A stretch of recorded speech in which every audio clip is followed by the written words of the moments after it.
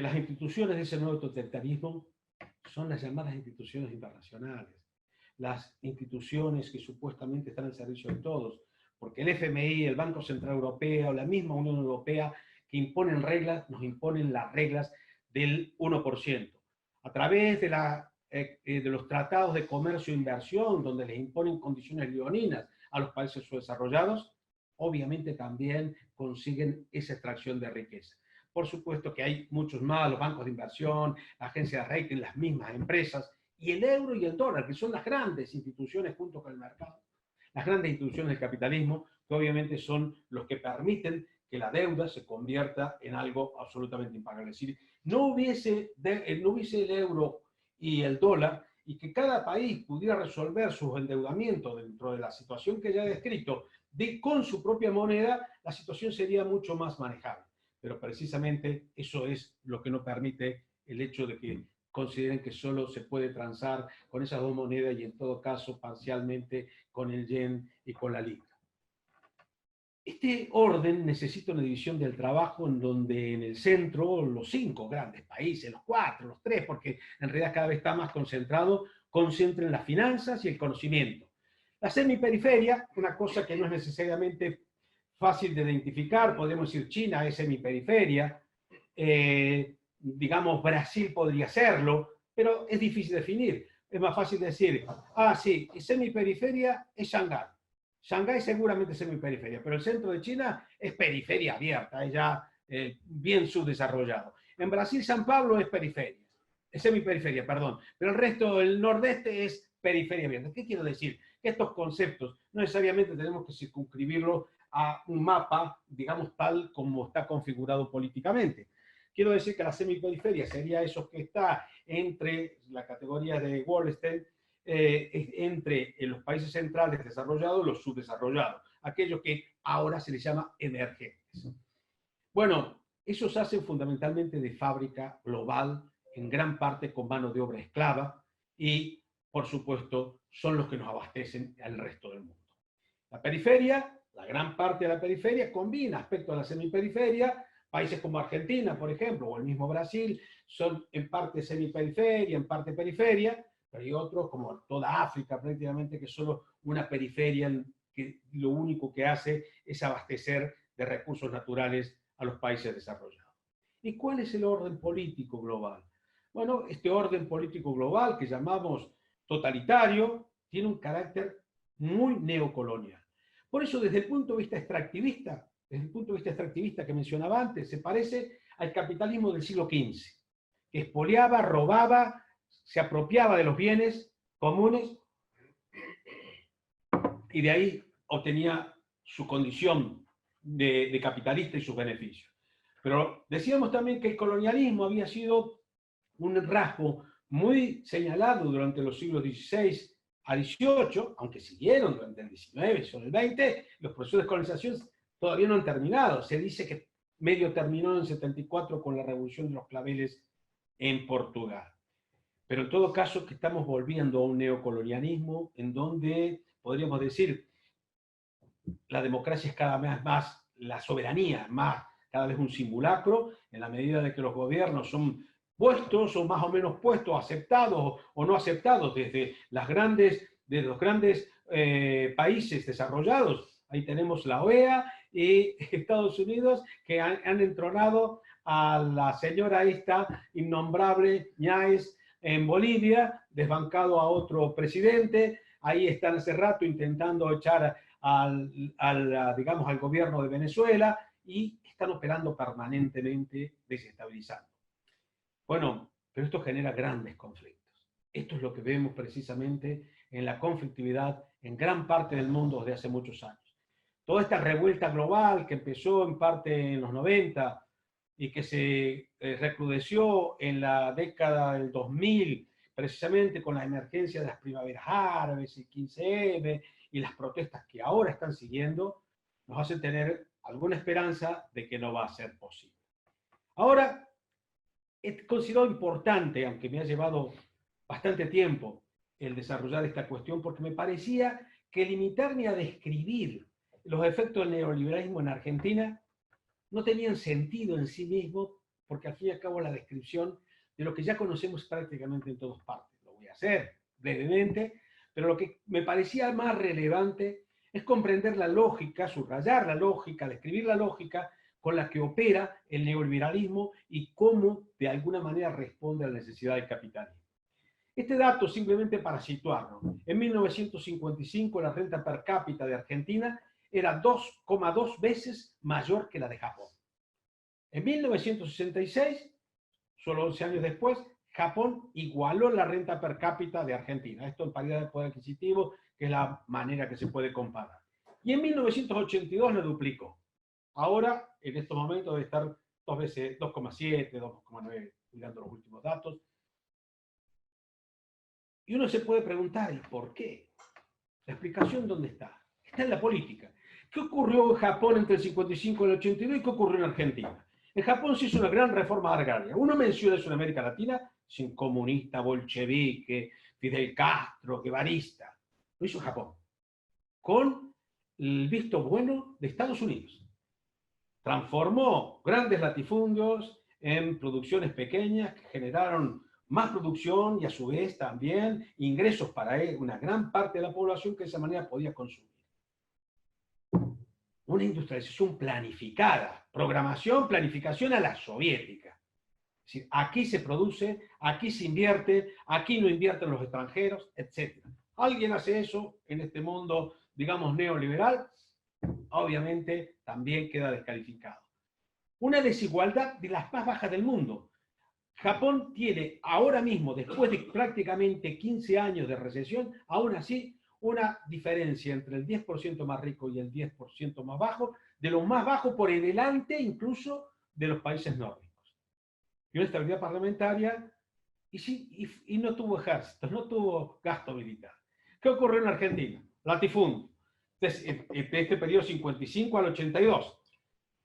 Dictaduras, bueno, latifundio, desindustrialización, políticas liberales, ajuste del FMI, 20 programas de ajuste hubo desde entonces hasta ahora en Argentina. Una desigualdad creciente, en los 70 tenía una bajísima desigualdad, desde entonces no ha parado de aumentar, salvo en algún momento en la década de los 2000 que se redujo. Dictaduras o gobiernos tutelados.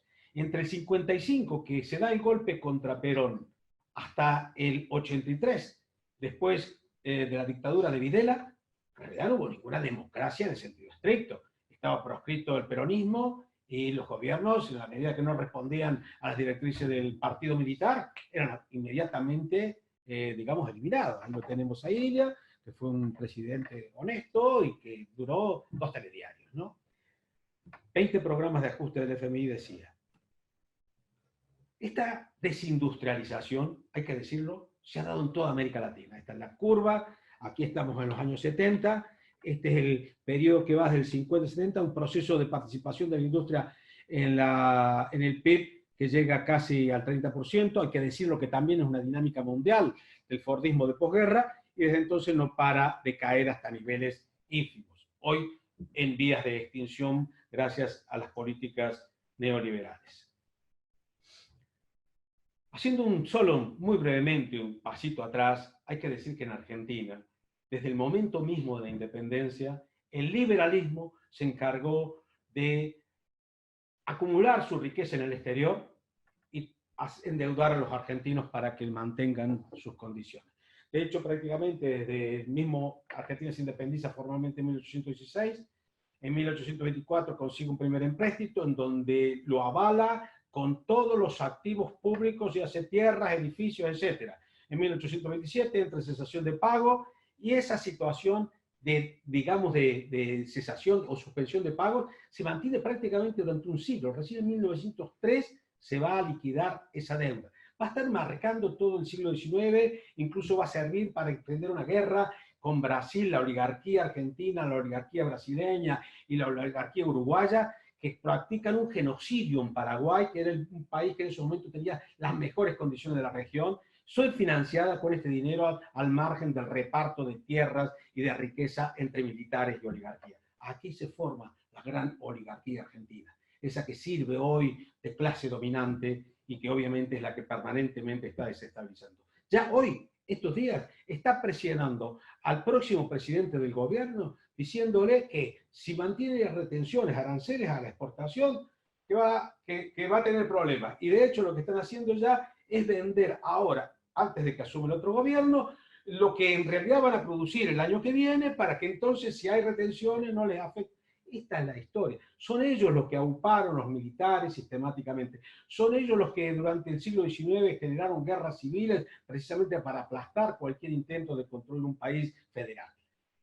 Pues bien, esto a final del siglo XIX, cuando decía que se da en el mundo, en todo el mundo, una crisis, en 1880 Argentina prácticamente pone en jaque al sistema financiero mundial con la crisis del llamado Lehman Brothers, la crisis llamada de Lehman Brothers, porque evidentemente no podía pagar la deuda que había venido acumulando y esta banca que ha desaparecido recién en la última crisis aquí, en aquel momento está a punto de quebrar.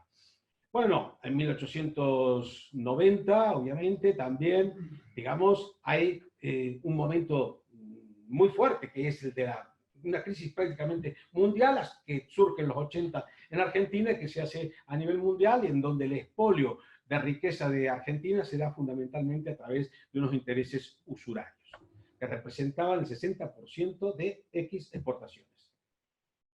Como decía recién, en 1903 van a conseguir cancelar esta deuda. ¿Qué ocurre desde 1916 hasta los 70? Muy rápido esto. Pues a partir de 1916 se instaura un gobierno de los llamados populares, pero era populista patronal, digámoslo claramente, Irigoyen, que obviamente tuvo políticas de desarrollo del mercado interior, realmente, digamos, a la hora de la verdad, cuando había demandas obreras, no vaciló en reprimir brutalmente. A partir de la crisis del 29, en el año 30, se instaura la dictadura fascista en Argentina, que desarrolla políticas de desarrollo industrial, que evidentemente eran inevitables, porque en esos momentos no se podía importar, y lo que hemos llamado industrialización sustituida de importaciones era una necesidad. Esto se va a mantener y se va a profundizar, sobre todo a partir del gobierno de Perón en el año 46. Digo, para quien no lo sepa, Perón nunca estuvo ejerciendo como dictadura. Digo esto porque en el discurso liberal siempre se ha hablado de Perón como una dictadura y como que los peronistas eran los que, digamos, derrocaban el gobierno. Ha sido realmente al revés. Perón gana las elecciones con un discurso antiimperialista. Este gobierno de Perón del 46 al 55 representa un proyecto nacional muy distinto a lo que será en los años 70, que es deplorable la política que aplica y en todo caso la posición política que adopta. Pero en todo caso en este periodo 46-55, un proyecto de industrialización, con redistribución del ingreso, pero sin ningún cambio en el régimen de propiedad. Perón no era un socialista. Perón era un señor burgués que dijo en la Bolsa de Comercio a los señores de la Bolsa: señores, sed inteligente, ceded un 30% para no perderlo todo. Se lo dijo en el año 46. Mirá lo que está pasando en Europa con el comunismo, así que seamos flexibles. O sea, era un estadista muy inteligente. Pero eso no era aceptado por la oligarquía y rápidamente, digamos, tuvo procesos de desestabilización que terminaron en el 55 con un golpe militar y la instauración de una dictadura liberal, que enseguida ingresó en el Fondo Monetario Internacional y aplicó políticas de ajuste que he señalado resumidamente anteriormente. En este periodo, podemos decir que del 55 al 73, como dije, no hubo democracia en Argentina, dictaduras o gobiernos tutelados, y obviamente un endeudamiento creciente, pero todavía en niveles, podríamos decir, relativamente aceptables para un país como Argentina, con grandes recursos, con una capacidad exportadora primaria de gran envergadura que le permitía atender esos compromisos. Obviamente también, igual que en todo el mundo, como mencioné antes al referirme a la situación mundial, una gran conflictividad. Los años 60, el principio de los 70, son de una gran conflictividad social, en donde los trabajadores demandan no solo mejoras salariales, sino de mejoras de vida, igual que ocurría en todo el mundo.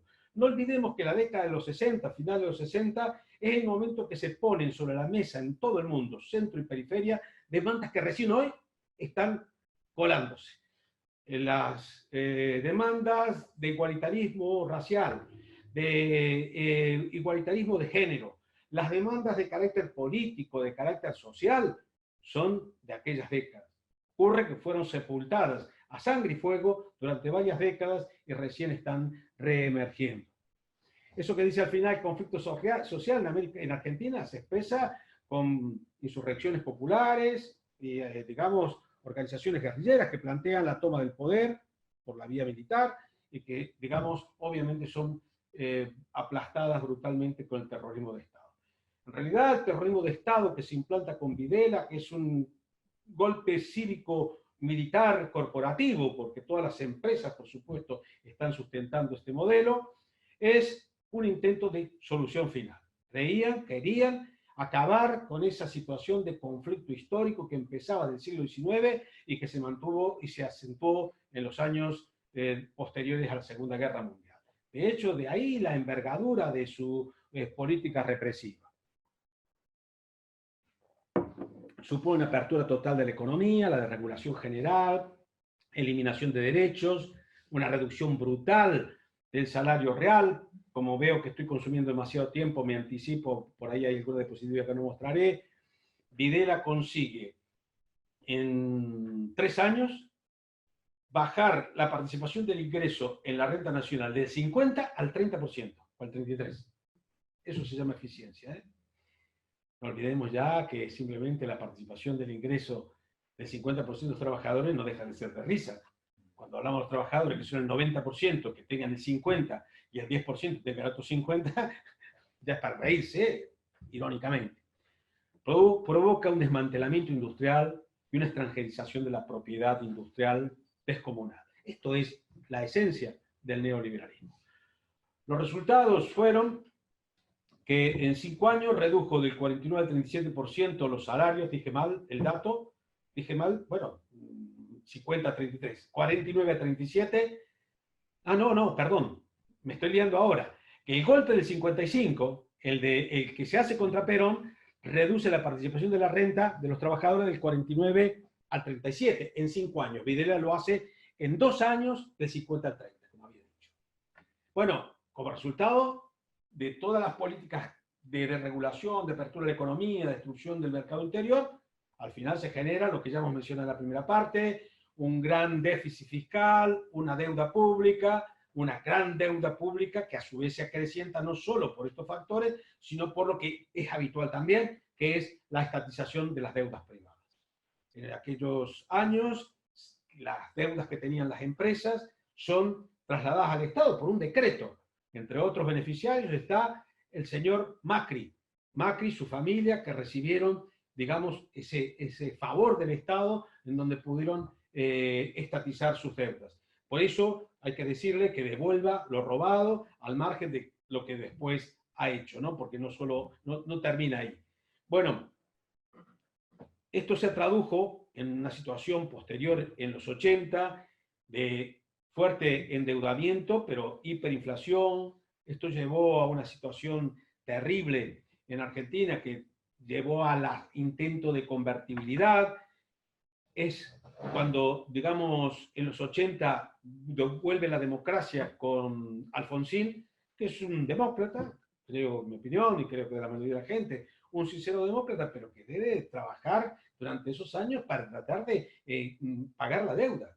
Nunca me olvidaré en un debate que tuve en televisión española, que estaba el ministro de Relaciones Exteriores de Alfonsín, yo le, digamos, machacaba al número 2 del Fondo Monetario Internacional sus políticas con Argentina, sus facilidades a la dictadura y sus presiones al gobierno de Alfonsín, y pretendió decirme que mentía, y felizmente ahí Caputo, que no es el Caputo de Macri, sino Dante, que era el ministro de Relaciones Exteriores, dijo, si cuando venía al fondo nosotros temblábamos en el gobierno, así literalmente lo dijo.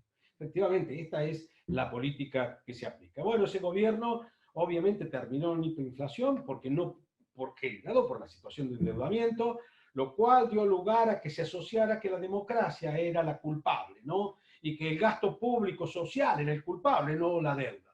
Eso entronó al neoliberalismo con el peronismo neoliberal de Menem, que en el 89 se instaura y en los 90 va a ser una política de continuidad absoluta con los militares. ese personaje que haya estado en el Senado durante todos estos últimos años y no en la cárcel, es realmente una de las grandes cuestiones que los argentinos tenemos que explicarnos. En este sentido, decía, por lo tanto, todo lo que, digamos, se había gestado en la dictadura opera como una bomba en diferido que va a explotar en la democracia del 83 al 89, que va a posibilitar el neoliberalismo de los 90. Pero ese neoliberalismo de los 90, con la convertibilidad, en donde decían que Argentina había ingresado al primer mundo y tenía relaciones carnales con Estados Unidos de absoluta sumisión, eso decía ese personaje siniestro, obviamente, digamos, terminó como era previsible. Terminó con una profunda crisis en donde, digamos, en un periodo muy breve, una alianza progresista, bueno, un sector progresista con uno, digamos, no tanto, intentan gestionarlo, termina esto en una gran crisis que es la del Corralito en finales del 2001, que termina con una brutal represión, decenas de muertos y, digamos, una situación en la cual en Argentina en 15 días se cambian 5 presidentes. Pues esto es lo que da lugar en un contexto latinoamericano donde, decíamos anteriormente, había emergido la propuesta soberanista de Chávez y donde había quedado en evidencia el fracaso absoluto del neoliberalismo, es cuando de pronto en unas elecciones el señor Menem no puede revalidar su mandato porque había ganado las elecciones con un 23%, pero el segundo era Kirchner con el 22%, creo recordar bien las cifras, pero sabía muy bien que en la segunda vuelta, en Argentina existe segunda vuelta, no tendría más que el 23% porque todos los demás le votarían en contra, entonces no se presenta y eso hace que Néstor Kirchner se convierta en presidente y a partir de entonces, después de renegociar la deuda, practique una política de recuperación del mercado interior y que obviamente con todas sus limitaciones hay que tener en cuenta, esta muestra simplemente las rectas rojas, el crecimiento de la deuda que se da entre el 75 y el 83, es lo que quería que mirasen, que es el crecimiento de la deuda que provoca la dictadura. Es decir, un brutal endeudamiento en donde pasamos de 5.000 millones de dólares de deuda a prácticamente casi 50.000 millones. Quiero decir que en realidad cuando hablamos del neoliberalismo tenemos que hablar de autoritarismo o terrorismo de Estado. De hecho, Samuelson, en el Congreso Mundial de Economía de 1980 en México, le dijo a Friedman que lo que estaba aplicando y lo que estaba defendiendo y propugnando en Chile era fascismo de mercado. De hecho, digamos, es como ha funcionado únicamente el neoliberalismo, con políticas neoliberales. Ya tenemos también discursos en donde nos encontramos, por ejemplo, que en Brasil, que ha ganado una vertiente de este tipo, los bolsonaros dicen que no van a poder hacer las reformas en democracia, que van a tener que pensar en la dictadura. Eso lo dijo un hijo de Bolsonaro hace poco tiempo. Y cuando aquí escuchamos a los cachorros de Vox hablar, digamos, de manera amable en los medios de comunicación, sabemos que su ideario precisamente va en una línea. De hecho, lo que intentan es hacer como Hitler, que por Hitler también hay que recordar, llegó al poder por la vía electoral, por el sistema parlamentario liberal, y luego desde ahí usurpó, digamos, todas las funciones del Estado, y a partir de allí sabemos lo que pasó. Esto es lo que decía anteriormente, también me he referido a esto, en donde de los 90 a los 2002 dije hubo esta situación que termina en esa tremenda crisis. Las políticas del kirchnerismo son un intento de recuperar el mercado interior, la economía, a través de algunas pautas de una política cambiaria, digamos, de bajo valor de la moneda, o sea, de alto valor del dólar, lo cual también tiene implicaciones en términos de poder adquisitivo. Los primeros años, que son de tremendo crecimiento, del 2003 al 2008, están basados en unos salarios bajísimos. Habían quedado bajos antes, pero subieron, pero muy poco, en términos internacionales eran realmente muy bajos. A su vez, una política del gasto público permitió, de hecho, pues, generar un proceso de crecimiento que es de tasas chinas, podríamos decir, entre 2003 y 2008, tasas del 7-8% del PIB anual. Ocurre que sabemos que en 2008 hay una crisis, el pinchazo de la burbuja hipotecaria, En 2009 se ve claramente el hundimiento de la economía. En 2010, 2011 hay una recuperación, pero ya entonces empieza en 2012, sobre todo en 2013, la caída del precio de las materias primas de exportación. Y entonces la gestión de la economía se hace cada vez más difícil. A eso hay que añadir que, por otra parte, digamos, Argentina, que había hecho una reestructuración, Kirchner había hecho una reestructuración de la deuda en los, bueno, durante todo su gobierno, incluso que culmina incluso en el gobierno de Cristina, que le sustituye en 2008, digamos que se enfrenta a una situación de dificultad para conseguir financiamiento internacional porque los que no habían entrado en la deuda, en la reestructuración de la deuda en aquel entonces, fondos buitre, a través de Estados Unidos consiguen de que haya prácticamente un cerco financiero a través de un juzgado de Nueva York que intenta embargar activos argentinos en el exterior. Esto hace que de nuevo se encuentre una situación de falta de acceso al crédito internacional, de encarecimiento del crédito en general, lo cual añade problemas al problema de fondo. ¿Cuál es el problema de fondo? El problema de fondo es que estamos hablando de una economía periférica. El pensar que con políticas expansivas, políticas de carácter keynesiano, vamos a lograr resolver definitivamente el problema, es un error que se paga muy caro. No tenemos tiempo, pero en todo caso, si queréis luego en el debate, podríamos hablar de esta situación para los demás países de América Latina, incluso de Bolivia, en qué medida también políticas que en última instancia refuerzan la exportación basada en productos primarios, generan una dependencia de estos y van drenando recursos del sector productivo, de la economía, encareciendo los productos de consumo masivo y al final terminan generando un problema. Porque al margen de que evidentemente un golpe de Estado en Bolivia, lo que es indiscutible es de que Evo Morales pasó de tener llegar a tener un 63%, creo, en algún momento, de apoyo a un 47%. Es decir, y sin embargo, la política que hizo económica es la mejor que se puede hacer en un país capitalista gestionado con criterios de favorecer a las clases populares. Con esto lo que quiero señalar es las limitaciones de estos modelos, digamos, que esperan con una redistribución del ingreso, del gasto, pero sin afectar la propiedad, sin hacer una reforma fiscal que grave seriamente a la oligarquía, a los sectores más fuertes, obviamente tiene, diría, tremendas limitaciones en los días contados. Para decir muy rápidamente, estos son los resultados que tuvieron los dos gobiernos del kirchnerismo. El crecimiento del PIB fue superior al 7% entre 2003, 2008, 2010, 2011. Hubo un aumento de un 33% de empresas industriales. El PIB industrial per cápita se recuperó a nivel del 74, lo cual puede parecer poco porque estamos hablando de un PIB de 30 años atrás, pero teniendo en cuenta la destrucción que había provocado la dictadura y el neoliberalismo de los 90, es un logro indiscutible en un contexto mundial muy adverso a políticas industrialistas en la periferia.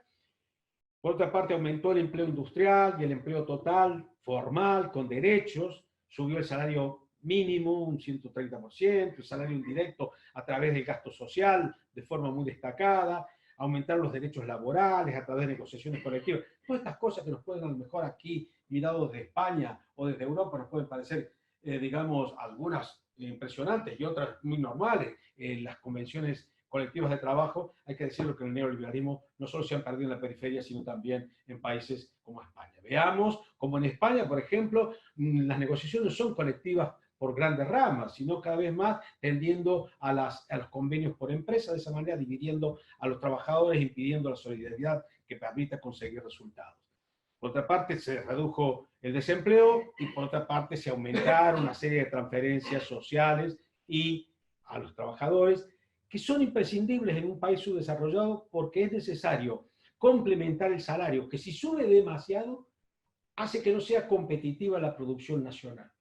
Pero si el Estado asume una gran parte de salario indirecto que llamamos en términos de subsidios de distinto tipo, la gratuidad en la sanidad, la gratuidad en la educación, etc., opera como un salario que, con un salario complementario, que con un salario menor, que compite internacionalmente, sin embargo, es suficiente para una vida digna de parte de la familia.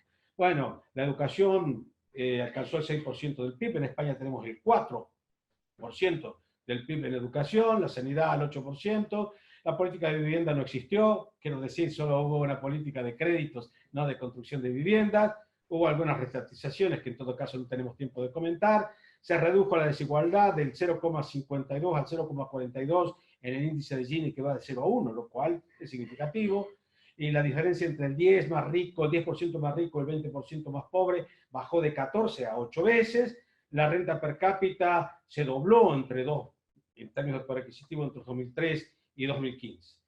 Bueno, esto me lo tengo que saltar porque tengo que hablar del señor Macri, aunque sea unos minutos.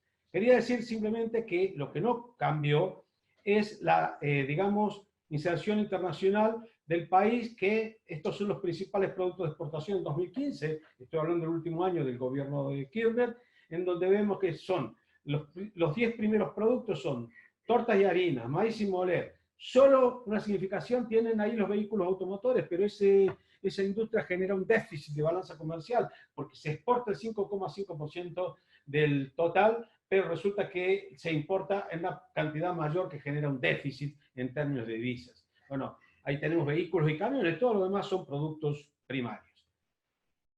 Cuando se pincha la burbuja de las materias primas en 2013-2014, ya se comienza a manifestar la crisis, se comienza a manifestar un déficit de cuenta corriente en Argentina del gobierno anterior, estoy hablando del gobierno de Kirchner. Esto va generando un aumento de la deuda que se había reducido fuertemente en términos de relación con el PIB, aunque no había dejado de crecer después de bajar, no había dejado de crecer en términos absolutos. Aún así, en términos absolutos se mantuvo no por encima, más bien algo por debajo que lo que había recibido el gobierno anterior. Con esto lo que quiero señalar, porque hay quienes discuten si se desendeudó o no se desendeudó el gobierno anterior. Sí, se desendeudó y mucho en términos, en relación con el PIB. Lo que pasa es que la deuda creció, pero creció mucho más el PIB y por lo tanto el porcentaje deuda-PIB se mantuvo, se redujo mucho. Tuvo muchos problemas, restricción energética, tiene que ver con problemas estructurales de la Argentina. Hubo, digamos, en este periodo que estoy hablando del pinchazo de la burbuja, una recuperación de la desigualdad, una caída del empleo, y todo esto obviamente explica también que hubiera un terreno abonado para que ganara las elecciones Macri, porque no se puede pensar que solo son las fake news y las políticas obviamente de manipulación electoral la que consiguen eso. ¿Qué hizo Macri? Lo que ya sabemos, que hacen todo lo que hemos descrito que se hace en el neoliberalismo. Una apertura importadora, una devaluación. La devaluación en un país periférico tiene un efecto muy fuerte en los salarios.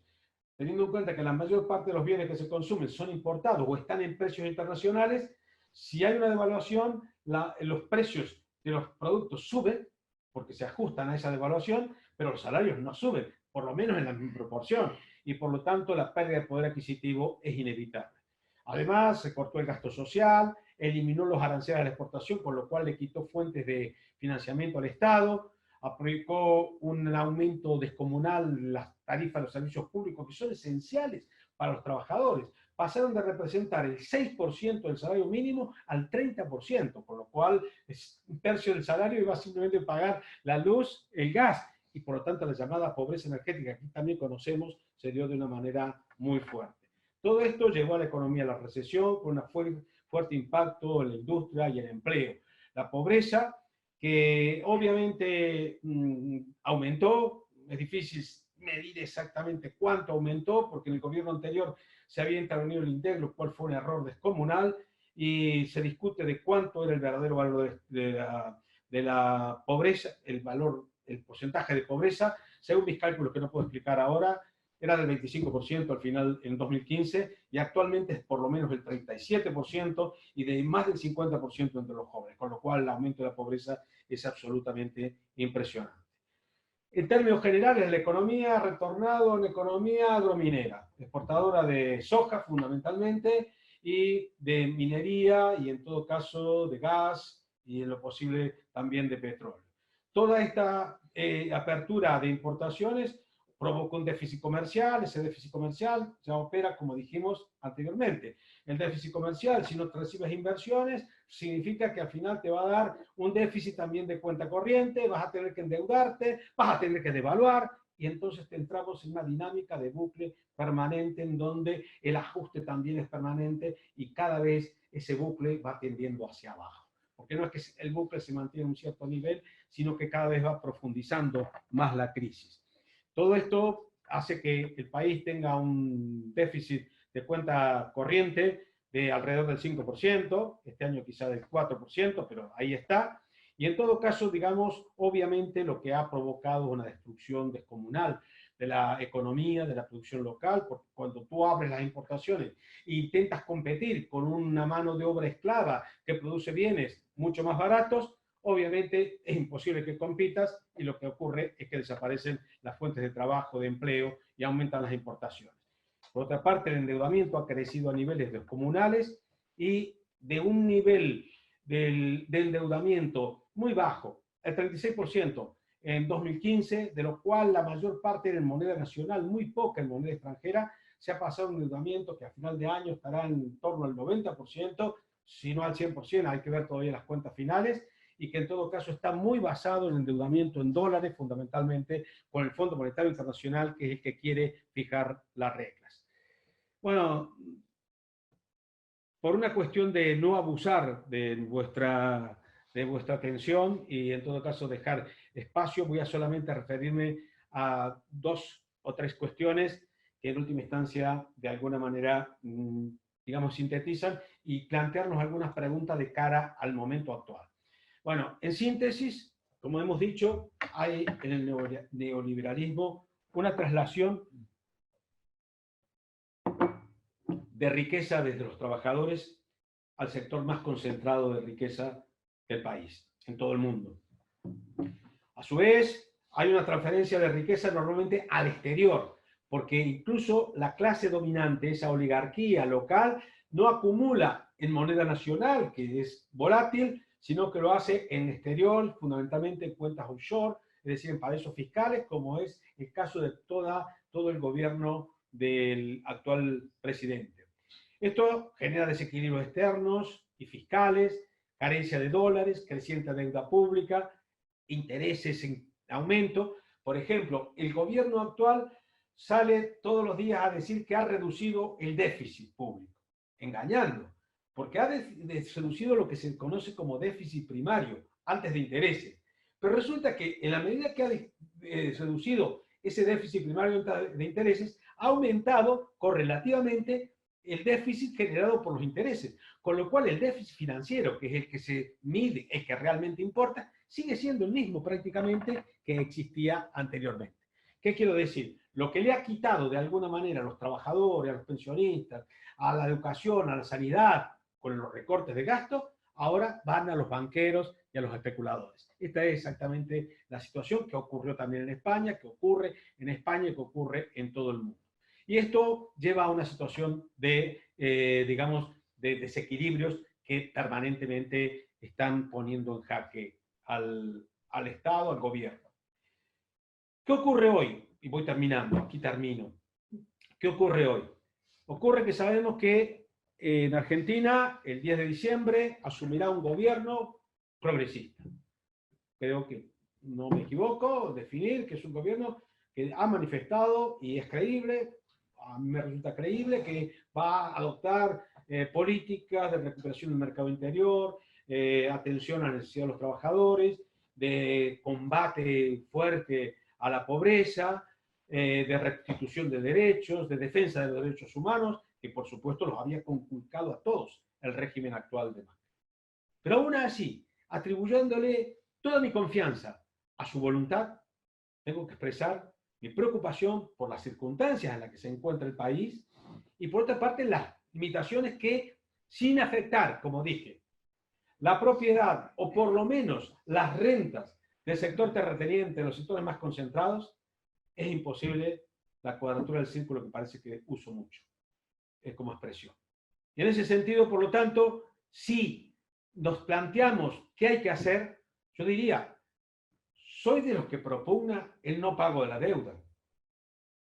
pero yo mismo es que soy mayor y sé que no pagar la deuda significa automáticamente entrar en una espiral que lo que puede ocurrir es que en poco tiempo, digamos, el presidente y su gobierno tenga que estar cogiendo un avión para México como Evo Morales.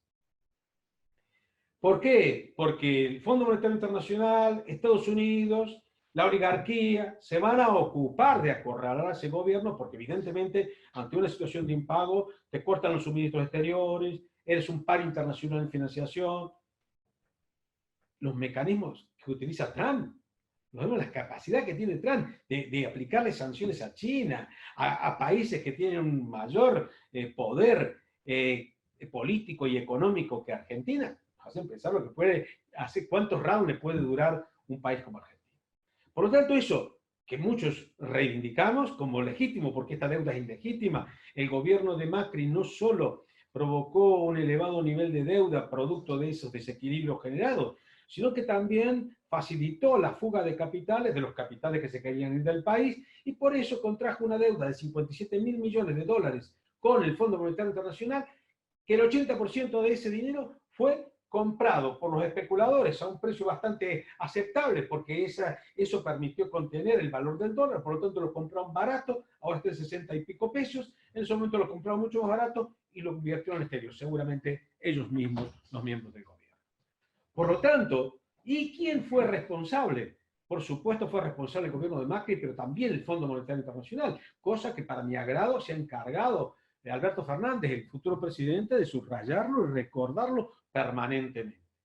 Porque si bien es impensable un impago de la deuda por las consecuencias que tendría de desestabilización política, económica, que sería muy difícil de asumir, sin duda que se pueden plantear por lo menos una auditoría de la deuda, que creo que es imprescindible. Sabemos las limitaciones que se puede encontrar. Hay compañeros, compañeras que se han dedicado durante mucho tiempo. Ahí está el Comité de Auditoría de la Deuda del Tercer Mundo y, digamos, la experiencia que hemos tenido aquí en España. Sabemos que con limitados resultados prácticos, seamos honestos, porque el poder, digamos, no lo tiene una comisión que hace una auditoría. Pero en todo caso, como elemento de negociación, creo que es importante y en ese sentido, por supuesto, que tratar de conseguir lo máximo, que sería una reducción de la deuda sin condiciones, lo cual es muy difícil de esperar que el Fondo Monetario Internacional esté dispuesto. El Fondo Monetario Internacional no acepta, cuando acepta quitas de deuda, no la acepta sin poner condiciones de reformas estructurales, reducciones salariales, reformas laborales, etc. Y eso obviamente es lo peor que puede ocurrir. De ahí que el gobierno de Kirchner tuvo el buen criterio, que a mí en ese momento no me convenció en el momento, después asumí que tenía todo el acierto, de cancelar la deuda con el Fondo Monetario Internacional para evitar la condicionalidad del fondo y poder tener soberanía económica, por lo menos hasta cierto punto, pero evidentemente ahora el endeudamiento está de tal nivel con el Fondo Monetario Internacional que eso va a ser muy difícil. Felizmente también el futuro presidente ha anunciado que los 11.000 millones pendientes, 5, 7, 12.000 millones pendientes de entrega de los 56.700, no los quiere. Claro, no los quiere porque evidentemente en la medida de que lo reciban más condiciones va a recibir, va a tener impuestos. Como por otra parte, en los próximos 2 años los compromisos de deuda son más con los privados que con el Fondo Monetario Internacional, puede utilizar este tiempo para tratar de renegociar. Bueno, creo que es un buen momento para que los economistas, los estudiantes de máster de economía, etcétera, se dediquen a colaborar en tratar de ocultar, y por supuesto hablo esto aquí un poco en broma, pero también me refiero a los colegas y todos los que de alguna manera queremos aportar algo a esta situación, a estudiar, a denunciar, a desmenuzar el manejo de la deuda que ha hecho el gobierno actual, todavía en ejercicio, y denunciar y pedirle cuentas en la justicia y también económicas, patrimoniales. Este señor, además de haber recibido de regalo Macri la deuda que tenía su familia, también posteriormente en las privatizaciones hizo con el correo, lo que era el correo del Estado, y le debe al Estado el equivalente a valor actual de unos 4.000 millones de dólares. Estamos hablando de una cosa descomunal que no ha logrado el Estado, ahí yo ya tengo mis críticas también, no ha logrado resolver. Bueno, por eso digo la cuestión de la deuda, y me he detenido en esto porque es una cuestión centralísima que domina todas las posibilidades de política económica.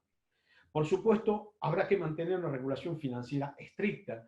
Es gracioso porque el gobierno actual, que casi asumió, entre otras de las señeras que tenía, era eliminar el cepo, que en aquel entonces había control de capitales y limitaciones para la compra de divisas. Pues terminó poniéndolo él porque obviamente, después eso sí, que le dio todo el dinero a sus amigos para que fugaran del país. Una vez que fugaron, puso un cepo para que los trabajadores no sean cosas que se vayan digamos, a comprar $50 para tenerlos bajo el colchón.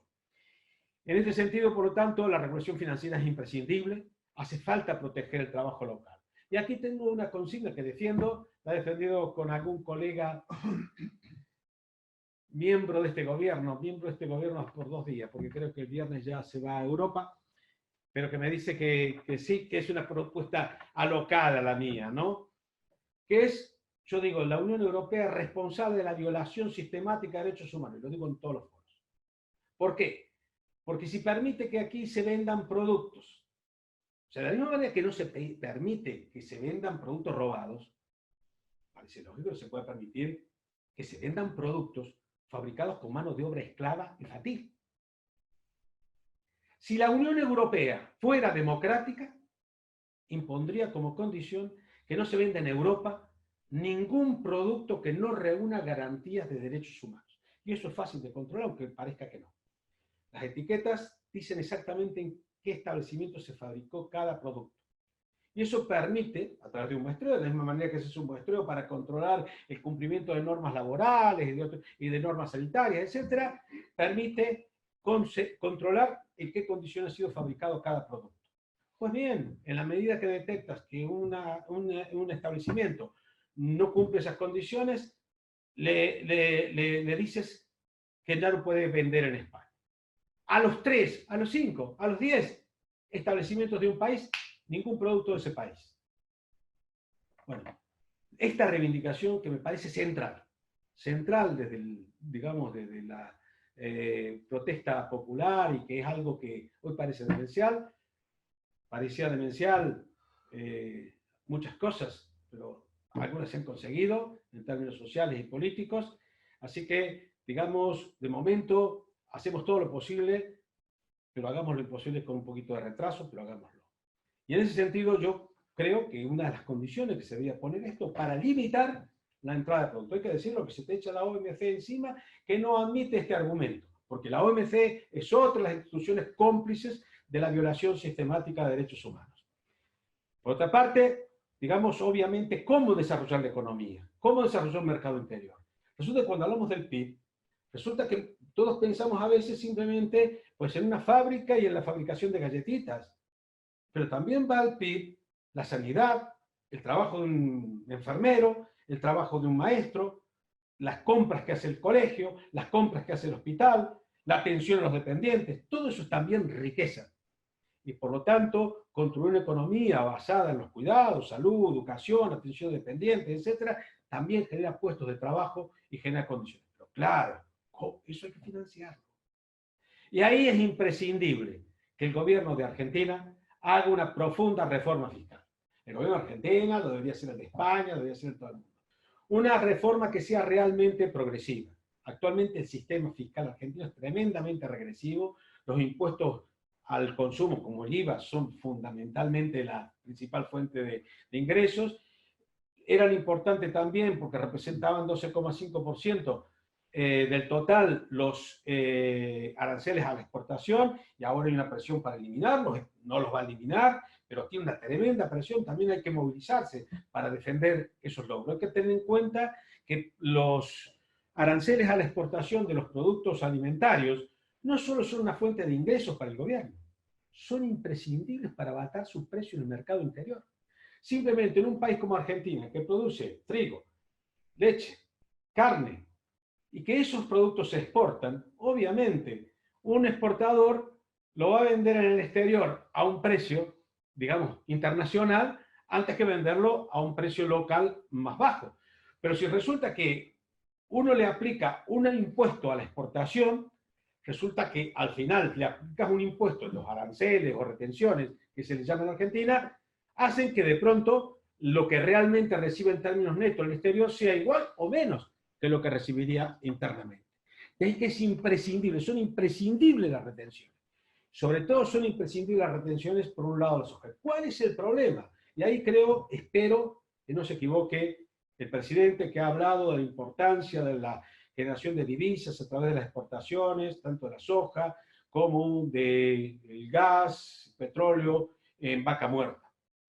Que evidentemente en el caso del gas es liquidar un recurso estratégico que necesitará el país para su desarrollo durante mucho tiempo. Y en el caso fundamentalmente de la soja, el problema es que no aplicarle suficiente retenciones a la soja, no aplicarle retenciones a los productos que son la base de los alimentos, generan por un lado un encarecimiento interno, pero también suponen un desplazamiento de la producción de lo necesario. Para entenderlo, si es más rentable la soja que la comen los cerdos en China, digamos, obviamente no se va a producir trigo, no se va a producir leche, no se va a producir carne, como es lo que ocurre. Es desplazada y esos productos se encarecen. Por lo tanto, es imprescindible una muy drástica penalización, digamos, en términos arancelarios a esa producción, fundamentalmente a la soja, pero a todas, para que los precios internos de esos productos sean accesibles. Para eso dije también, esto hay que complementarlo con una reforma fiscal progresiva que grave a la propiedad latifundista, que aplica además criterios de soberanía. No puede ser que extranjeros como Luis, vinculado al sionismo internacional, que tiene políticas obviamente de hostilidad con países y con pueblos como el de Palestina, sean propietarios de territorios en donde hay reservas y lagos naturales y fronteras. Todo esto debería tener políticas de recuperación de soberanía en términos territoriales y en términos económicos. Y por lo tanto, digamos, gravar los grandes patrimonios y las ganancias de capital deberían permitir reducir las rentas, eliminar la imposición a las rentas o las rentas del trabajo en términos, digamos, de impuesto a las ganancias o a la renta, como se llama aquí, y reducir y, digamos, el IVA para productos, digamos, de uso, de consumo masivo y eliminarlos para otro de tipo imprescindible. Bueno, estas son algunas reflexiones, quiero dejar espacio para que podamos conversar algo, porque si no, obviamente, esto sería un monólogo inaceptable. Así que muchas gracias y espero que podamos conversar. Bueno, pues muchas gracias. Muchas gracias a Jorge por esta charla exhaustiva. Yo creo que, digamos que nuestro objetivo en estos espacios es que nuestro ponente pueda, digamos, desarrollar todo su discurso y no cortarle en caso de que tuviese que reducir el tiempo de exposición, porque queremos esto, entre otras cosas. Esto lo trataremos de forma que se pueda escuchar, digamos, completa tu discurso o por las fases que sea, y que realmente podamos entender de qué estás hablando. Yo creo que ha sido muy ilustrativo, porque no solamente nos vemos reflejados en lo que ha dicho respecto de Argentina, que ha sido prácticamente al final, sino lo que está pasando ahora mismo aquí en España, ¿no? Muchos de los países, tanto no solamente Argentina o incluso varios de los países latinoamericanos, podríamos estar, digamos, siendo objeto de reflexiones como las que has hecho. Entonces, nada, doy la palabra a... ¿Apago? No. Digas que el que quiera hablar de fuera... Vale. Los que estén al otro lado, pues también simplemente levanten la mano, que aquí nuestro compañero Paco Cantero pues les dará salida. Bueno, pues está aquí con nosotros también Ángel. Sí, yo tengo ciertas dudas que a lo mejor me las puedes aclarar. Tengo entendido que Alberto Fernández, Sergio Massa y Felipe Solá se opusieron en el Congreso a las retenciones de Cristina Fernández a las exportaciones. Fue uno de los factores que hicieron que los tres se separaran de Cristina, igual que estuvieron en contra de la ley de medios que quería propugnar Cristina. Entonces, ¿cómo ahora van a poner las retenciones que son necesarias, imprescindibles, como acaba de decir? Esa es una duda que tengo. La otra duda es, ¿por qué no se puede hacer una auditoría para separar la deuda que es pagable de la deuda que es una estafa? Según muchos economistas que han estudiado, Claudio Lozano, uno de ellos, Claudio lo conozco, que habla de sí. estafa, ¿no? Sí, indudablemente lo es. Otra cosa es que legalmente pueda pasar como legítimo. Entonces, ¿y cómo se podría salir de la situación casi desesperada que tiene Argentina si se paga la deuda? Porque eso sería, ¿de qué manera se podría, como dice Alberto Fernández, que va a pagar la deuda, que no va a haber quita y que al mismo tiempo no va a afectar a los trabajadores? Cosa que a mí, que no entiendo mucho de economía, me parece algo imposible, ¿no? A ver si me puedes aclarar este tipo Le de damos cosas. palabras. Pide otro par y de contestar. Vicente. Bueno, ante todo, gracias otra vez, Fonseca, por su Gracias. clarividencia en expresar algo que mucha gente de nuestro país ni siquiera conoce cuando le hablas de qué es el neoliberalismo. Muchas gracias. Solo quisiera, muy brevemente, hablar de dos conceptos y sobre todo uno de ellos. Verás, los sociólogos hoy más vanguardistas nos hablan siempre de la cohesión social como que debe ser un logro para la democracia. Eso me parece fundamental que todos lo entendamos. Una sociedad que está descohesionada, pues muy mal. Bien, el neoliberalismo está claro que descohesiona las sociedades, pervierte las democracias y, bueno, incluso se puede hablar, como tú lo has dicho muy bien, de terrorismo de Estado. Mi pregunta es muy precisa. A tu modo de ver, ¿qué relación hay, y si esta relación es importante, entre el neoliberalismo y los mal llamados paraísos fiscales? Porque muchos de nosotros ya los denominamos directamente cloacas por donde se nos va el dinero público, que debiera ser de todos. Y si es importante el uso que han tenido y la defensa que de ellos se hace, bien sea activa o pasivamente, porque a mí nadie me convence de que no se puede acabar con un paraíso fiscal cuando han acabado con el Estado de Libia o de Irak. Esa es la pregunta. Sí. Gracias. ¿Alguien más quería preguntar? Digo, Bueno. yo te voy a hacer una última. El Vale. otro día tuvimos una charla también con José Manuel Naredo y pensando justamente en las recetas que se daban, ¿no? Incluso desde ese keynesianismo o desde esta, digamos, esa visión, ¿no? Un poco más social de lo que puede ser el capitalismo, ¿qué posibilidades hay de enfrentar realmente los problemas a los que estamos abocados sin hablar concretamente del tema de la propiedad? O sea, es que pareciera que la propiedad, el concepto de propiedad y todo lo que tiene que ver con la propiedad en sí está en el fondo de todo. Ahora mismo hemos visto una intervención unas propuestas que han salido en la tele de Piketty hablando de la necesidad de gravar con el 90% a las fortunas superiores a 1.000 millones. O sea, y que solamente con eso se podría recuperar. O sea, estamos hablando, bien sea con la antigua usanza que era la expropiación o bien directamente con el gravamen muy importante a las rentas de capital. Está el impuesto a las transacciones financieras que proponemos desde ATA, que llevamos muchos años proponiéndolo, y también estaba, recordarás a nuestro amigo Fernando Skornik, que planteaba cómo ya incluso países capitalistas como era Gran Bretaña, en Londres ya tenían un impuesto del 100%, digamos, a las transmisiones hereditarias de las propiedades del suelo en el centro de Londres. Con lo cual, no estamos hablando, estamos hablando de cosas como ya que empiezan a ser muy obvias, o se enfrenta en términos fiscales o se enfrenta en términos expropiatorios, pero en cualquier caso estamos hablando de la propiedad. Muy bien. Bueno, contesto en orden, Ángel.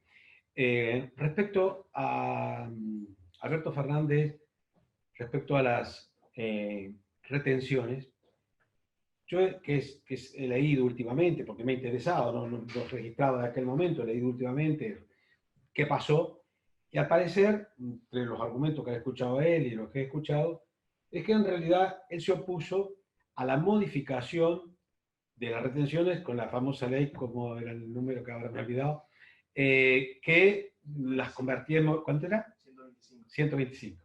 Estoy perdiendo facultades. Y entonces, él dice que se opuso a esas modificaciones y en la forma que se hicieron, porque al parecer, creo que era Lustó, el ministro de Economía, las decidió él solito y hasta el momento el gobierno, antes de tomar medidas de este tipo, las trataba de dialogar con los afectados para llegar a un consenso aceptable que no provocara la situación que al final provocó. En realidad, se puede discutir de esa posición, pero tengo que decir que yo fui crítico de la forma que se hizo. En el sentido que, por un lado, se hizo en un momento en el cual ya comenzaban a verse el agotamiento del aumento del precio de los bienes de exportación, los productos de exportación, y el modificar cómo se iba a modificar para hacer que en la medida que aumentaran esos precios se elevara el tipo de la retención, en realidad iba a tener un efecto bastante limitado, según mi propia estimación en su momento y que se confirmó después, lo cual desde el punto de vista del objetivo era provocar un problema sin tener grandes ventajas. Pero por otra parte, yo lo que le critico al gobierno, al ministro en primer lugar, pero a todo el gobierno en realidad, es de que no lo explicaran. Sí, antes de tomar una medida, así como estaba explicando yo el efecto que tienen las retenciones, si se sale a explicar a la gente, mire, aquí uno de los problemas que tenemos respecto a la inflación y el precio de los alimentos está relacionado con que pasa esto, que esos precios tan altos hacen que lo vendan en el exterior. ¿Para qué no lo venden en el exterior? Para que lo vendan en el interior necesitamos aplicar retenciones que se ajusten y que permitan, etcétera, etcétera. Lo explicas así y no tienes lo que hacer más. Era Kicillof, ¿no? No, era Lustó, creo que era Lustó el que estaba... No, Kicillof no fue. No. Entonces, bueno, eso por un lado. Y por otra parte, al margen de lo que ha dicho públicamente, cuando estuvo aquí, yo estuve hablando pero estuve hablando con Alberto Fernández y sostiene que, y lo dice públicamente, de que va a mantener retenciones, lo que no ha dicho claramente cuáles, cuánto, etc. Y por supuesto también está en la pulseada, quiero decir, él sabe también de que tiene que evitar digamos, reacciones, y en ese sentido ya vemos lo que comentaba hace un momento, de que están vendiendo anticipadamente la cosecha del año que viene para no que si hay retenciones, con lo cual hay demasiados mecanismos de elusión, de evasión, de los controles, del gran capital, con, digamos, el apoyo de los organismos internacionales y de Estados Unidos. Es decir, uno tiene que ser consciente en ese sentido que se enfrenta a eso. Y esto empalma también con la respuesta a la segunda pregunta tuya, ¿no? Que es la cuestión de la deuda. ¿Por qué Alberto Fernández dice que no pide una quita de la deuda? Por lo que dije antes. Porque para pedir una quita de la deuda, para que se le conceda esa quita de la deuda, digamos que tendrían que ser acreedores privados y también el Fondo Monetario Internacional, se pone en una situación en la que, digamos, le dirían inevitablemente, bueno, vale 20%, pero a cambio esto y esto. Y esa pulseada, que sería una negociación muy, muy difícil, obviamente generaría, mientras tanto, un encarecimiento del acceso al crédito, el aumento de la prima de riesgo y todo lo que en última instancia, y una inestabilidad y no llegada de inversiones que él quiere, etcétera, con lo cual me imagino que es esencialmente una estrategia de negociación, digamos, ¿no? O sea, es mi percepción. No he hablado con él un poco, no he hablado de eso, pero mi percepción es que es una estrategia de negociación porque él, con esto de no recibir, de hecho, lo que falta, esos 12.000 millones que faltan, también quiere evitar entrar en ese terreno, porque el Fondo Monetario Internacional no le va a entregar. ¿Por qué lo difirió para después de las elecciones? Porque a Macri no le podía pedir nada ya. Pero a Alberto Fernández seguramente dice, bueno, yo te lo voy a dar siempre y cuando hagas esto, reforma previsional, reforma laboral, etcétera, etcétera. Entonces, por lo tanto, entiendo, insisto, que la posición es eso. Y para cerrar lo que tú preguntabas, obviamente, la cuestión de la deuda es una situación muy gravosa, por supuesto que hay que exigir la auditoría, tratando de conseguir que sea incluso oficial, lo cual sabemos con la limitación, pero evidentemente todas las cosas se construyen desde la conciencia de la gente. Y en ese sentido, empezar a través de universidades, digamos, organizar, digamos, una auditoría que ponga sobre la mesa la conciencia de la gente, todos esos crímenes, porque son crímenes económicos, financieros. De hecho, participo en un think tank en donde precisamente yo defiendo esto lo organiza un grupo de juristas a nivel internacional que quiere crear un tribunal al estilo del tribunal Russell para enjuiciar, digamos, a crímenes de lesa humanidad, incluyendo el lawfare, incluyendo los crímenes económicos, que es lo que a mí personalmente me interesa y que he demandado desde siempre, desde la época de la dictadura. Yo creo que construir conciencia en ese terreno permite, digamos, influir en las negociaciones y eventualmente en algún momento conseguir que democraticemos algunos espacios, empezando por eso. O sea, tu criterio es muy... Porque efectivamente, y termino, y si quieres luego me responde, pero hay que tener en cuenta que efectivamente, digamos, esa negociación es crucial, porque efectivamente, la cuadratura del círculo de poder pagar la deuda tal cual, lo que pasa es que Alberto Fernández lo que está diciendo, quiero aplazamientos. Entonces su estrategia es decir, conseguir generar, entiendo yo, una situación de credibilidad. No estoy pateando el tablero, estoy siendo un chico bueno, voy a pagar, estoy diciendo que quiero pagar. Habla así, quiero pagar y lo que quiero es que me den plazos, pero ¿para qué? Para primero levantar la economía, crecer y con eso pagar. Al fin y al cabo, una lógica que cualquier acreedor inteligente, digamos, la ve razonable, Y por lo tanto, porque sabemos que cuando la deuda es muy grande, el problema no tiene el acreedor, ¿no? También el deudor. Creo que dijo Néstor Kirchner, ¿no? Decir, los muertos no pueden pagar la deuda, así que déjame vivir y después te la pago. Pero el caso este es decir, mira, yo te voy a pagar, como dice Claudio Lozano, las deudas se pagan, las estafas no. Bien. Sí, esto es una estafa. El problema que tenemos es que de la misma manera que dices eso, todos decimos que lo que ha habido en Bolivia es un golpe de Estado. Pero las instituciones que forman parte de este régimen neoliberal mundial, no, es que hizo trampas es Evo Morales, ¿no?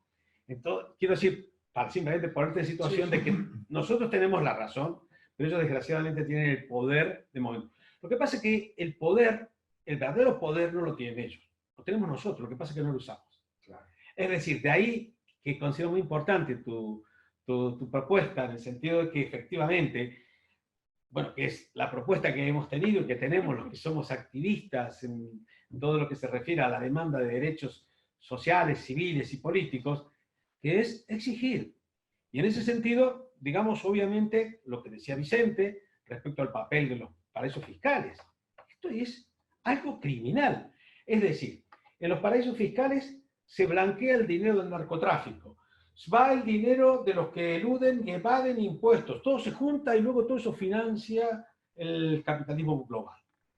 Es decir, no hemos conseguido, ATAC, de lo que pertenecemos con Liliana, digamos, ha tenido siempre mucho centro en esta cuestión y por eso también estas pequeñas propuestas, que son una manera de empezar, el impuesto a las transacciones financieras, de una manera de evitar esa especulación salvaje, pero también la erradicación de los paraísos fiscales. Todas estas cuestiones están en nuestro programa de trabajo de ATAC de años. Y de hecho ATAC es una organización que está en Francia, en España, en Argentina, y bueno, quiero decir, sin embargo, ese eco no mueve montañas porque efectivamente ahí están y hay un montón de mecanismos que se resuelven. Dice, sí, los vamos a eliminar. Luego se junta y dice, bueno, mira, con tal que me informes ya te doy porque ya te quito de la lista. Es decir, ¿qué podemos esperar con una directora del Fondo Monetario Internacional como Lagarde, que ha asesorado precisamente a fondos buitres, con un anterior del fondo, Rato, un delincuente, con otro, Strauss-Kahn, también enjuiciado, etc. Estamos hablando, el presidente de la Comisión Europea es un cómplice de elevación fiscal porque cuando fue el primer ministro de Luxemburgo hizo un acuerdo con 113 multinacionales secreto para que evadieran, eso se llama eludir.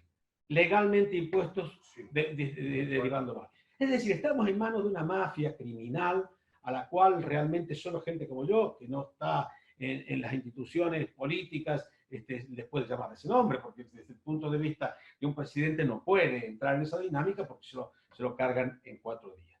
Y ahí, digamos, empalmo con la cuestión de Liliana, que obviamente se refiere a la propiedad. Yo suelo comenzar, esta vez quería terminar antes de las 5 horas y entonces lo evité.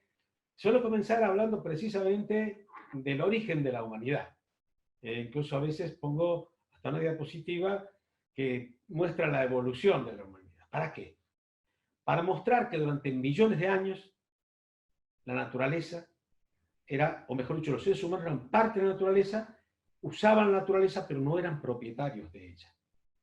La apropiación de los bienes comunes que están en la naturaleza se comenzó a hacer en las civilizaciones, por eso yo hablo también de, además de crisis sistémica, digo que es una crisis civilizatoria la que tenemos, y hay mucha gente, o otra gente que habla así, pero no en el sentido que yo le doy. Yo me refiero a crisis civilizatoria, porque entiendo que lo que está en crisis son todas las civilizaciones, que todas son de clase.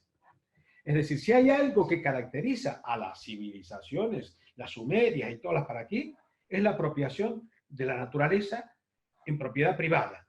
La creación, por lo tanto, de propietarios y no propietarios, la división de clases, que se acentuó en el capitalismo en ese siglo XV de la acumulación originaria de forma muy salvaje y no ha parado hasta hoy. Y ahí tenemos el expolio de las grandes transnacionales, etc.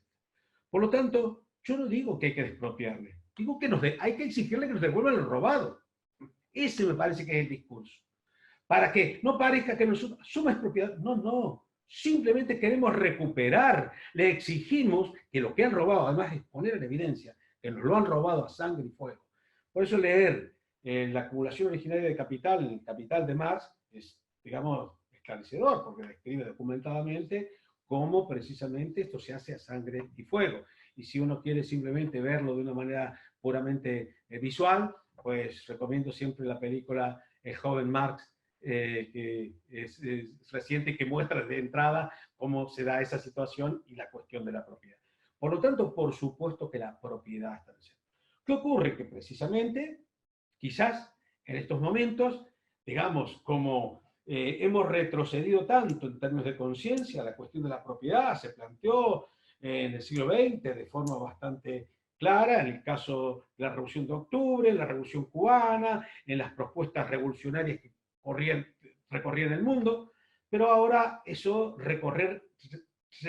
digamos, recurrir a ese argumento, aunque yo diga que nos devuelvan lo robado, te miran como, digamos, un tipo que no tiene los pies en la tierra. Por eso, la idea de la fiscalidad muy fuerte. Yo tengo que decir 2 cosas. Primero, que yo soy más radical que Piketty, que le robó el nombre a Marx sin usarlo en su libro El Capital. Y además, digamos, quiero decir, en el sentido de cuánto, porque rebajo muchísimo el porcentaje y además uso la historia. En Estados Unidos, después de la crisis del 29, el tipo marginal del impuesto a la renta para cantidades superiores a $250.000 de entonces, es verdad, era del 90%. En los años 90 era todavía a principios, a finales de los 80, por lo menos el 60%. Es el demócrata Clinton el que consiguió una rebaja hasta los niveles actuales que están por debajo del 40% del tipo marginal.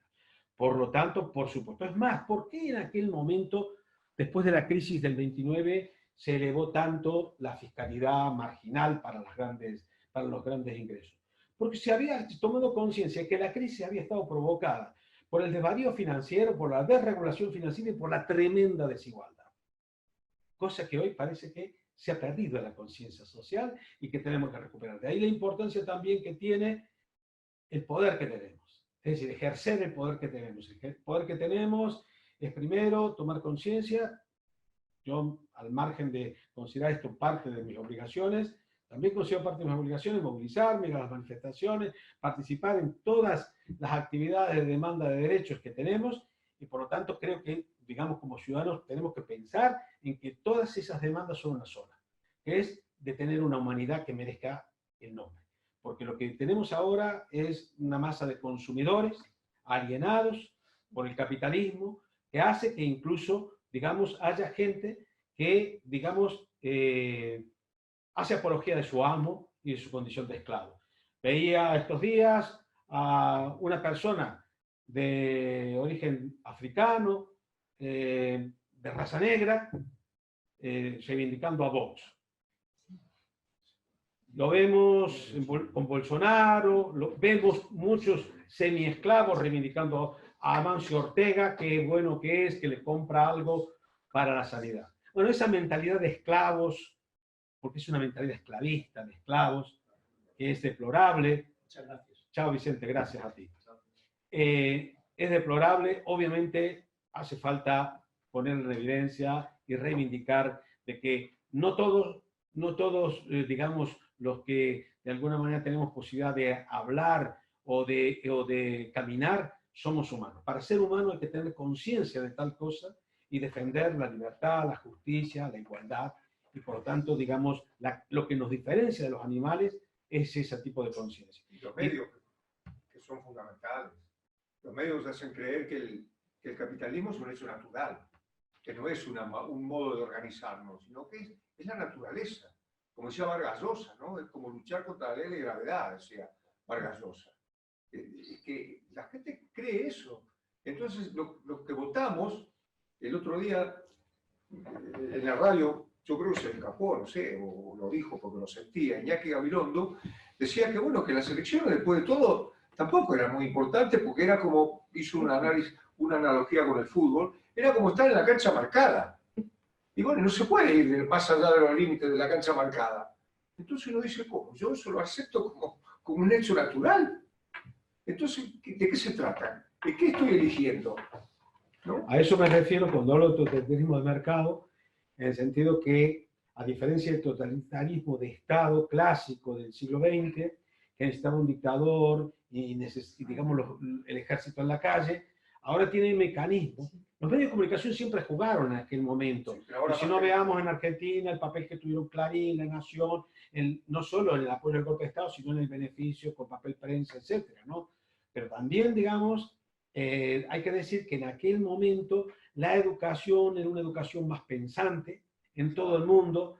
La educación implicaba la lectura de libros, que hoy se ha reducido en gran parte, y en donde la información era una información elaborada. Uno leía periódicos que tenían, digamos, una argumentación, una lógica. Resulta que ahora lo que leemos tituladas de noticias en Twitter. 280 caracteres, y yo digo siempre, menos mal, que se nos ha ampliado la capacidad de pensar desde el momento que pasaron de 140 a 280 caracteres. Esta es la realidad. Sí, sí. Y claro, en ese, digamos, espacio, en esas condiciones, es impensable de que efectivamente se puedan transmitir ideas críticas, y sabemos que esto ocurre. Además, yo critico también, precisamente se habla tanto del papel de las redes sociales en un sentido positivo, que entiendo que lo tienen, en el sentido que nos permiten comunicarnos, difundir, pero por otra parte también permiten una, digamos, proliferación de datos, de noticias, que al final desinforman. Porque suelo decir, lo digo también, son cosas que repito mucho, un dato no es lo mismo que la información. La información es un conjunto de datos procesados sistemáticamente con algún método y con algún objetivo. Cuando cuando recibimos un montón de datos en Twitter de distinto tipo, incluyendo la fake news, pues resulta que ya la posibilidad de sacar una conclusión que sea proactiva, en el sentido de que nos movilice, es bastante difícil. Es más, yo que suelo ser muy también crítico con muchos de nosotros mismos, de nosotras mismas, siempre digo que para muchos el activismo pasa por poner un like en Facebook, ¿no? Si hay una manifestación, le ponen un like, pero no va. Yo entiendo que todos tenemos una vida y necesidades que atender, pero esto también es una necesidad que atender, es colectiva y también les afecta a cada uno. Por lo tanto, en la medida que no seamos conscientes de que la movilización, la formación, la educación son imprescindibles, y termino, perdóname, claro, te devuelvo, y en ese sentido me viene de nuevo a la mente la expresión de Gramsci, que dice, instrúyanse porque necesitaremos de toda la inteligencia. Movilícense porque necesitaremos de todo el entusiasmo. Organícense porque necesitaremos de toda la fuerza. No, quería decir que también nos educan para a la gente separarla de los políticos y decirle, ustedes vayan a trabajar tranquilo, los políticos se ocupan de la vida de ustedes. Ustedes voten de vez en cuando y ya está. Como decía Perón, de casa al trabajo y de trabajo a casa, vean la televisión, entreténganse. El otro día, escuchando la cadena SER, aparece un tipo que dice, estaba en contra de que los políticos ahora consulten a la gente para determinados temas. Y yo dije, pues, ¿cómo consultan a la gente? Decía el tipo. Es su responsabilidad de ellos. A la gente déjela tranquila. Y esto es así, ¿no? Es decir, la gente se desentiende como si los políticos son los que saben. Pero resulta que es la vida nuestra.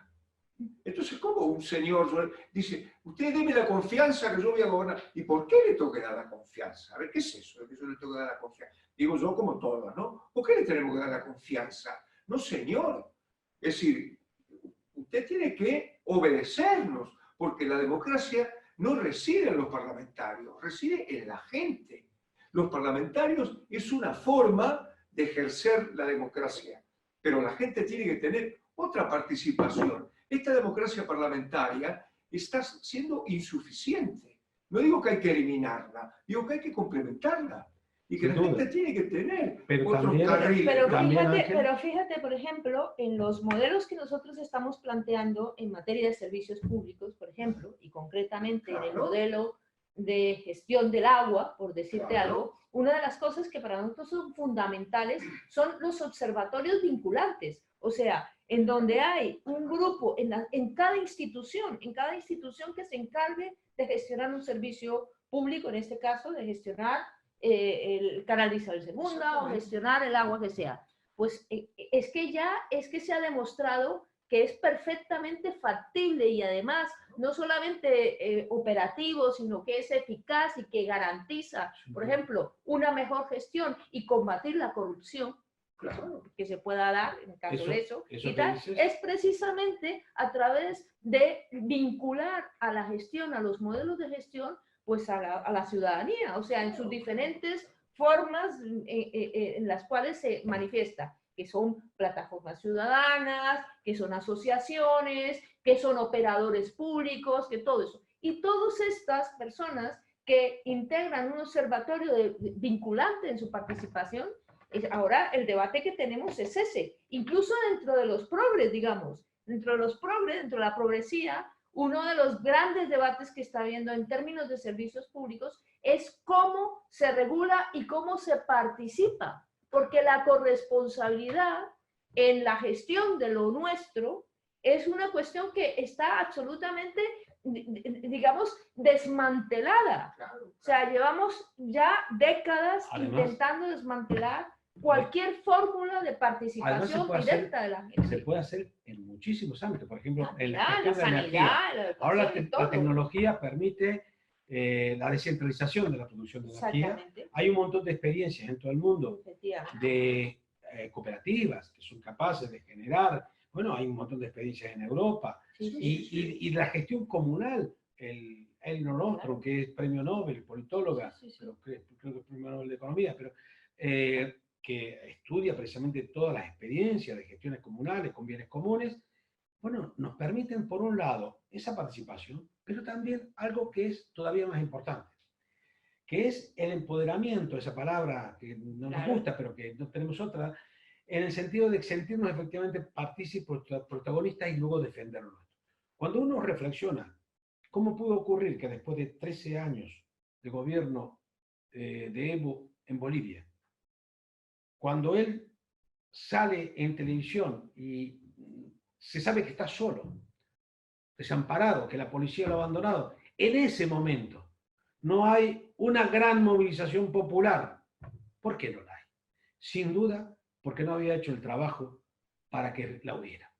Sin duda también podría haber creado un cuerpo de seguridad, como se ha hecho en Venezuela, por ejemplo, que tuviese garantías democrática, porque no estoy hablando de un grupo de amigos, estoy hablando de un grupo democratizado, que no es el caso de la policía boliviana ni del ejército boliviano. ¿Qué quiero decir? Por lo tanto, entonces, y en ese sentido también hay que replantearse la cuestión de, y ya sé que entro en un terreno resbaladizo, pero el terreno de que el servicio militar obligatorio, o que sean, digamos, soldados de fortuna los soldados, porque al fin y al cabo son soldados de fortuna los que se anotan en los ejércitos. Yo reivindico que si hay que tener ejército, sea de todo el pueblo, 3 meses de entrenamiento a todo el mundo y concientizando desde el primer día, y además está en la Constitución, que se le diga, si en algún momento el cabo, el sargento o el general se ponen contra la democracia, le tienes que pegar tú, soldado, un tiro.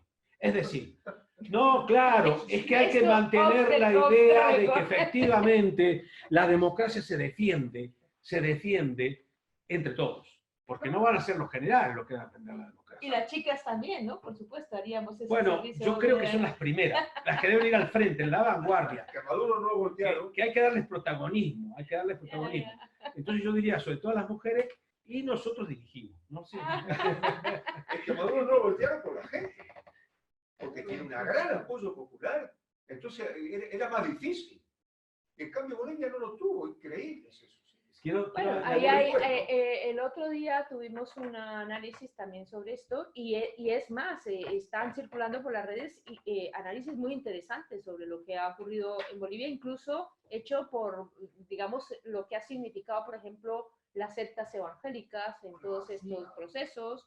O sea, quiero decirte, y no solamente en Bolivia, en Colombia ahora mismo, una de las razones por las cuales se perdió el referéndum por el tema de la paz fue por la movilización de sectas evangélicas de manera impresionante. Y además esto auspiciado, Sí. como bien se ha dicho también, pues desde intereses espurios que van precisamente a las zonas más desprotegidas, a las zonas más vulnerables, a coger allí sus adeptos, ¿no? En Brasil igual, o sea que es que yo creo que estamos viviendo un momento en donde desde muchos frentes se están produciendo, digamos, las contradicciones y se están impulsando pues, los cambios en el sentido que tú has señalado. Bueno, queridos, Jorge, ha sido me tengo un que ir. placer. Nos tenemos que Muchísimas gracias.